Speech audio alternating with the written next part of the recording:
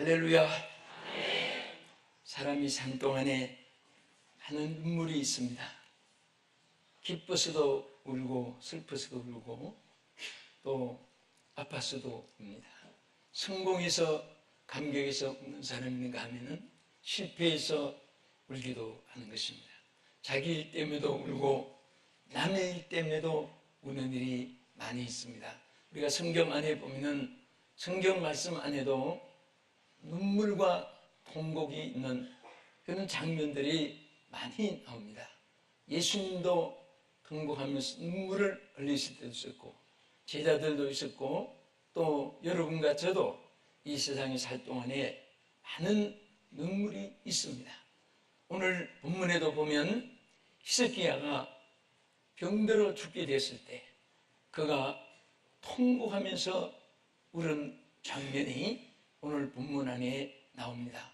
저는 오늘 이 시간에 내 눈물을 보았노라, 하나님의 이 음성을 듣는 또 이 하나님의 보장을 받는 여러분과 저와 또 이 방송을 시청하시는 여러분이 되어지기를 진심으로 축복합니다. 오늘 히스기야가 흘린 눈물을 분석해 보면 세 가지 의미가 있습니다. 첫째는 여기에 기록한 대로 생에 대한 애착의 눈물이었습니다. 어느 날 갑자기 하나님이 이사야 선지를 보내가지고 말을 했습니다. 히스기야야, 너는 이제 죽게 되었는데 내 가족들에게 유언할 것이 있으면 다 유언을 하라. 이 말을 들었을 때 그는 병들어서 고통당하는 아픔의 눈물도 있었고 이제 내 생애가 이것으로 끝나는구나, 여기에서 깊은 생애에 대한 애착을 가지게 된 것입니다. 사람은 5대 본능이 있습니다. 그 중에 첫째가 살려고 하는 본능입니다. 그래서 죽음이 올 때 누구든지 피하고 또 안전과 보호처를 찾습니다. 또 살기 위해서 약도 먹고 살기 위해서 또 건강을 헬스클럽이나 건강식품을 또 취하면서 자기 삶을 지켜나갑니다. 이것은 살려고 하는 본능인 것입니다. 둘째는 이성의 본능이 있습니다. 셋째는 소유의 본능이 있습니다. 넷째는 승부욕의 본능이 있고 다섯 번째는 명예에 대한 본능이 있습니다. 이 본능 중에 가장 큰 본능이 바로 생에 대한, 삶에 대한 본능인 것입니다. 사람들은 일찍 죽으려고 밥을 먹는 사람이 없습니다. 오래 살려고 밥을 먹습니다. 먹기 싫어서 안 먹으면 밥 안 먹으면 죽어, 먹어야 살아. 그러면서 그러면은 먹기 싫어도 또 죽는다고 하니까 아이들이 옛날에 어른들의 말을 듣고 안 먹으면 죽는구나 해서 먹기 싫은 밥도 먹게도 되고 그런 때도 있었습니다. 그래서 사람들은 자기 생활 속에서도 본능이 나타납니다. 여러분들 주고받는 인사에도 보면은 의사들은 인사할 때 뭐라고 합니까? 그분이 아직도 사셨습니까? 물어봅니다. 건강하십니까? 물어봅니다. 건강한가 하는 것이 의사들의 본능적으로 나오는 말입니다. 장례식, 장의사를 하는 사람들은 그분이 아직도 살아계시는가? 그렇게 묻습니다. 또 식당의 주인들은 먹었는가? 아침 식사했는가? 물어보고 복덕방 주인들은 이사하셨는가? 물어봅니다. 또 이 택시기사들은 어디 가십니까? 그 사람 보면 어디 가는가? 그거부터 생각을 합니다. 이분이 누구냐고 생각하기 전에 어디 갈 사람인가? 이것이 사람의 본능적으로 나오는 인사인 것입니다. 그런데 정말 이 중에도 이 살려고 하는 이 본능이 얼마나 귀한지 모릅니다. 그래서 예수님도 병든 자를 고치신 것도 살려주기 위해서입니다. 죽은 나사로를 살려준 것도 더 살으라고 고쳐준 것입니다. 어떤 중환자가 호흡기를 얼굴에 코에 대고 있는 그런 사경을 헤매는 환자가 있었습니다. 그래서 아주 이분이 좀 유명한 사람이 돼가지고 그 밑에 부하들과 또 많은 지인들이 병문안을 갔습니다. 가서 정말 임종을 지켜보면서 살 것인가 죽을 것인가 하고 지켜보는데, 아니 이분이 갑자기 말을 못하고 그 몸이 어떠시냐고 물어도 말을 못하고 또 건강 떨기만 하고, 그래서 나중에 연필을 달라고 해서 종이하고 줬더니 거기다가 무슨 유언인지 내용을 막 열심히 쓰더랍니다. 다 써놓고 나서 딱 죽었답니다.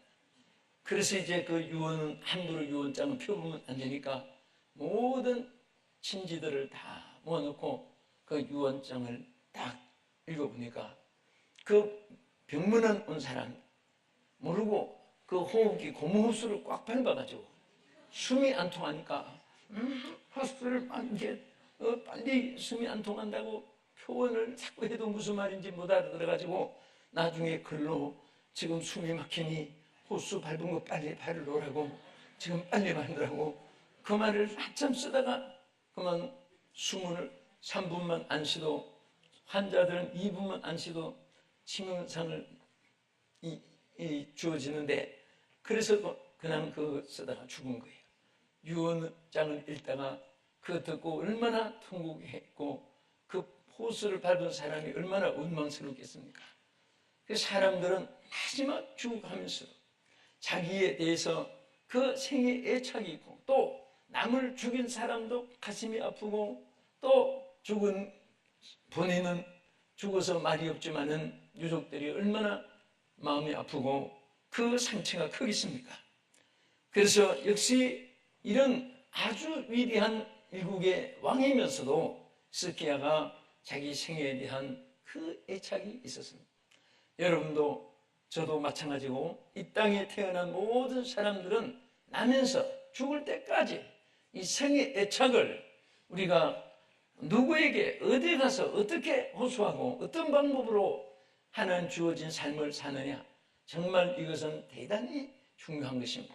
어떤 분은 하나님이 넓은 이 창조 세계에 살게 하면서 수많은 그 새들의 소리를 듣고 공기를 마시면서 주님 주신 양식을 먹으면서 살면서도 매일처럼 불평불만 지옥의 생활을 하면서 죽는 사람이 있고, 어떤 사람은 고난도 낙이 되고 기쁨이 되고, 그래서 어떤 삶이 다 취미를 가지고 사는 거예요. 여러분들이 항상 행복한 순간이 언제인지 아십니까? 주어진 위치가 즐거운 곳이라고 생각해야 됩니다. 하고 있는 일이 자기가 아주 즐겁게 자기의 아주 가장 귀한 즐거움이라고 생각하면서 일을 해야 됩니다. 운동선수가 땀을 흘리면서 무거운 돌을 들었다가 내렸다가는 역도 선수들, 또 역기를 들으면서 팔이 떨리면서도 그거 자꾸 올리고 내리고 매일처럼 이렇게 운동하는 사람은 그게 낙이 되는 겁니다. 그게 싫어지면은 뭐 돌덩어리 쳐다보기도 싫을 것입니다. 여러분들이 빨래할 때도 낙으로 생각해야 됩니다. 더러운 것이 깨끗하게 되고 청소할 때도 아름답게 되고, 또 여러분들이 하고 있는 그 일 자체가 나도 건강하니까 일할 수 있다고 하는 그런 기쁨을 가지고 길 갈 때도 얼마나 내가 걷는 순간이 건강해지는지 모른다. 저는 이번에 캐나다에서 럭키 산맥을 성에 마치고 마침 그 럭키 산맥이 있는 가까이 교회가 있어가지고 올라갔습니다. 올라가는데 가다가 어떤 사람들은 짜증을 내고 하면서 크게 주저 앉아가지고 뭐 구석구석, 그럴 바에는 안방 뒷방에 앉아있지 왜 와가지고 짜증을 낼까? 어떤 사람은 올라가면서 막 온 전체가 그 땀범벅이 돼도 기쁨으로 올라갔는데, 그런 사람들은 얼굴에 보니까 행복이 넘칩니다. 짜증스럽게 올라가는 사람은 전부가 기쁨이 하나도 없습니다. 저는 어떻게 올라갔을까요? 일행 중에 제일 앞에 먼저 고지를 점령했습니다. 왜? 그렇게 기쁘니까. 올라가니까 힘들은 줄 알았지만은 기쁨으로 올라가니까 아름다운 그 협곡에 쌓인 눈 경치라든지 정말 하나님 이렇게 아름다운 세계를 만들었을까? 그 기쁨에 도취되면은 그 순간 힘겨운 것을 잊어버릴 수가 있습니다. 여러분 삶이 즐거워지기를 바랍니다. 기뻐지기를 바랍니다. 자기 일이 즐거운 사람이 행복한 사람이라는 그런 말이 있습니다. 자기 모든 삶 자체를 행복하게 생각해야 됩니다. 한번 따라합시다. 나는 행복합니다. 나는 기쁩니다. 나는 평안합니다. 자꾸 그런 말을 하면 평안이 와지는 거예요. 평안하니까 평안하다 말을 하게 되면 평안하지 못할 때가 더 많을 수도 있습니다. 그러나 9가지가 평안하지 못해도 한 가지 평안한 일이 있으면 그것을 가지고 자꾸 고백을 하고 입으로 간증을 하고 외치고 혼자 하나님께 기도로 감사하던 말을 자꾸 하고 찬송도 하고 하면은 나머지도 다 평안한 것으로 바꾸어지는 것입니다. 세상은 내 마음 가지기로 달린 것입니다. 언젠가 전에 여러분들에게 나 힘들단 말을 거꾸로 말하면은 다들 힘나 이렇게 말이 되어지는 것입니다. 그래서 안 되면 반대로 해보시고 슬프면 기쁘다고 말해보시고 우릴 있을 때는 웃어보시고 그렇게 하면은 일이 역전이 되어지는 것입니다. 마음을 바꾸면 세상이 바꿔지는 거예요. 안경을 바꾸면 세상의 색깔이 달라지는 것입니다. 오늘 우리의 삶이 이렇게 생에 대한 애착의 눈물 속에서 하나님의 은총이 함께 하실 줄 믿으시기 바랍니다. 두 번째는 이 히스기야는 하나님께 아뢰인 통곡의 눈물이었습니다. 정말 이 보통 그냥 조금 눈물 지금 나는 그런 것이 아니고 이 히스기야는 자기가 죽음이 다가왔을 때에 그 통곡의 눈물을 흘렸습니다. 여러분 이 통곡 샤파드라고 하는 히브리 원문에 보면은 아주 슬퍼하면서 가슴을 치는 이런 상태를 말합니다. 슬퍼서 가슴을 치는 거예요. 슬픔을 못 이겨서 가슴을 치는 것입니다. 오늘 때로 우리는 너무너무 슬프고 견딜 수가 없어서 발을 구르고 자기 손으로 가슴을 치고 머리를 주워받고 몸을 삐틀고 이런 발그둥을 치고 발을 동동 구르고 이런 상황이 있을 때 그것이 누구에게 나타내지느냐? 지인들에게, 친척들에게, 동창 선배 후배들에게 혹은 동업자들에게 혹은 동창들에게 사람 앞에 그것이 나타내지면 오히려 약자로 보이게 되는 것입니다. 아무 유익이 없습니다. 우리는 하고 우리는 통곡을 하고 우리는 가슴을 치고 몸부림을 치는 대상이 하나님 앞에라야 되는 것입니다. 하나님 앞에 되어지는 것이 얼마나 이것이 중요한지 모릅니다. 내가 지금 누구 앞에서 눈물을 흘리느냐? 사람 앞에 눈물을 흘리면 약자가 되고 쫄장부가 되어집니다. 아무리 가슴이 아파도 하나님께 눈물을 흘릴 때 하나님께서 그 눈물을 보아주는 것이고 오늘 본문의 말씀대로 내가 내 눈물을 보았노라. 그 한마디 말씀 속에는 내가 내 눈물의 모든 원인이 되고 눈물을 흘려야 될 통곡의 원인이 되는 이 모든 것을 내가 치료해주고 해결해주고 도와주고 그리고 다 맡아주겠다고 하는 하나님의 약속인 것입니다. 할렐루야. 우리가 이 세상에 하루에도 몇 번씩 가슴을 치어야 될 일이 있다 할지라도 하나님 앞에만 호소한다면 히스기야가 병들고 죽음이 다가왔고 지금 엄청난 나라에 지금 나라가 멸망 직전에 있고 이런 상황에서 아방의 그 놀라운 그런 위협 속에서 그러나 하나님께서 통과하면서 기도할 때 하나님은 그 눈물의 기도를 들으시고 하나님께서 도와주신 것을 볼 수가 있습니다. 우리는 주 앞에 항상 우리는 주님 앞에 호소하고 주님 앞에 맡기고 주님께 기대를 가지고 주님께 소망을 가지고 그럴 때마다 하나님은 우리의 모든 일들을 맡아주실 줄로 믿으시기 바랍니다. 오늘 정말 히스기야는 여러 가지 상황 속에 있었습니다.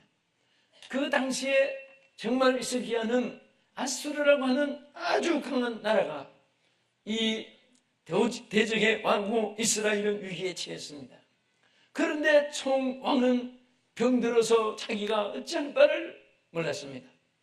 거기다가 죽음이 왔다고까지 선고를 받았을 때 그는 정말 하나님 앞에 호소할 길이 통곡의 눈물밖에 없었습니다. 그러면서 하나님께 이렇게 기도했습니다. 하나님께서 정말 나를 구하여 주옵소서. 내가 주 앞에서 진실과 전심으로 또 주의 목전에서 선을 행하면서 살아온 것을 하나님 좀 기억해 주십시오. 그렇게 기도했습니다. 정말 히스기야는 자기가 고백한 것이 세 가지가 있었습니다.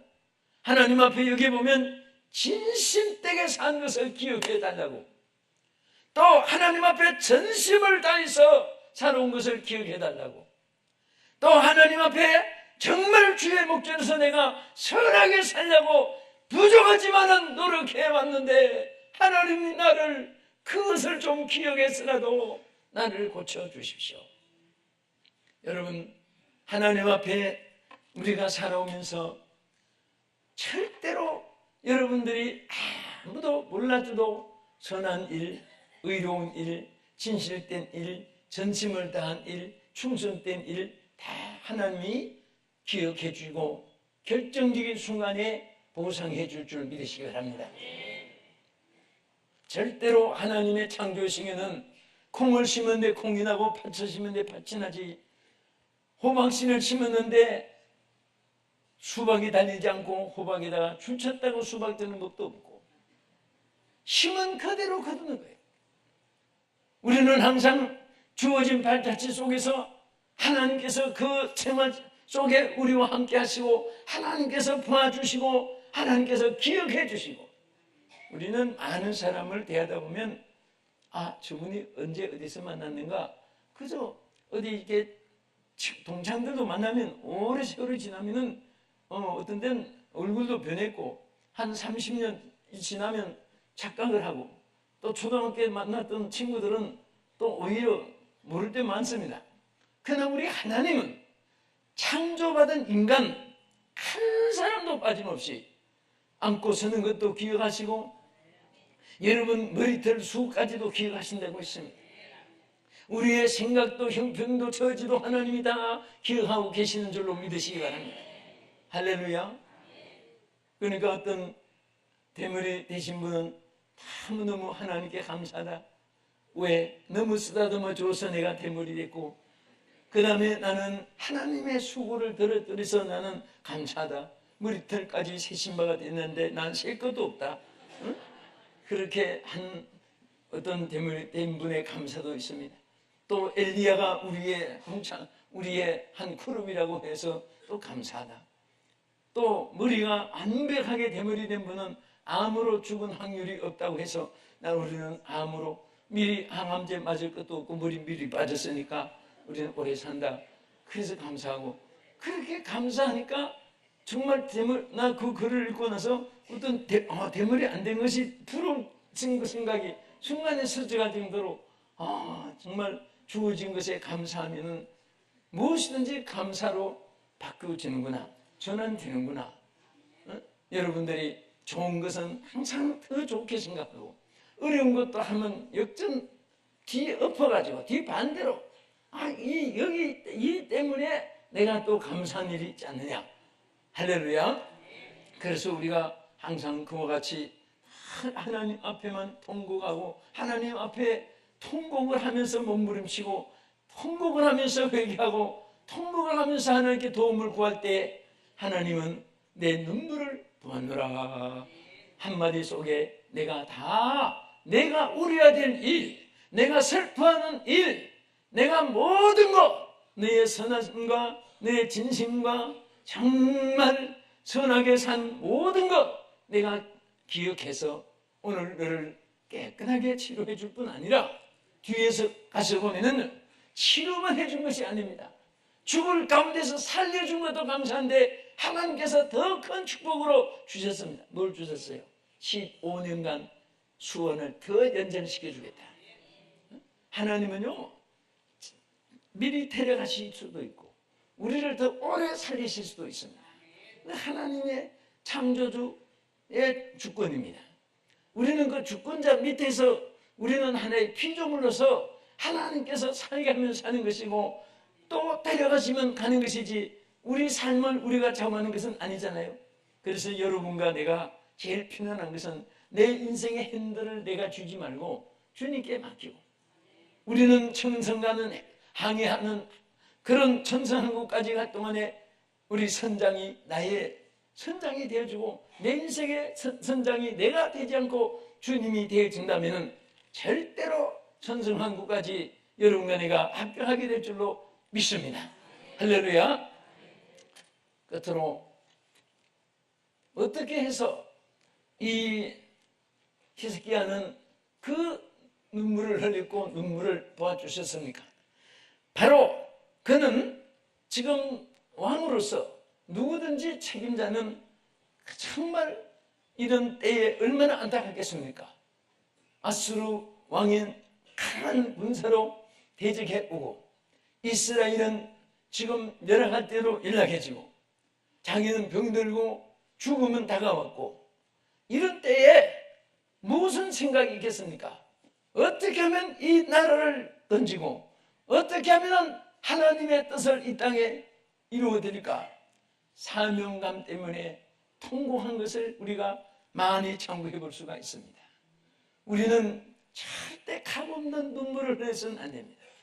누가 좀 마음을 아프게 했다고 두 다리 뻗고 잠도 안 자고 통곡하고, 뭐 좀 잃어버렸다고 그것 때문에 잠 못 자고 피가 마르고, 또 뭔가 하나 하는 거 좀 안 됐다고 그것 때문에 내 인생, 내 운명, 내 팔자 뭐 이렇게 그런 이름까지 막 붙여가면서 정의하지 말고, 우리는 그럴 때는요, 첫째, 내가 살았다는 이것을 먼저 감사하세요.